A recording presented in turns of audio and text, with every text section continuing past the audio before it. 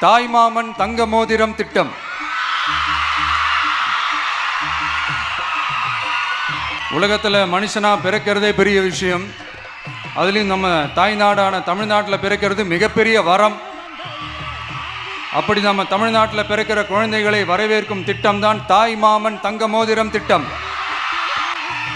தமிழ்நாட்டில் பிறக்கும் ஒவ்வொரு குழந்தைக்கும் அரசாங்கத்தின் ஆசீர்வாதமாக ஒரு தங்க மோதிரம் வழங்கப்படும். கூடவே ஒரு பேபி வெல்கம் கிட்டும் வழங்கப்படும்.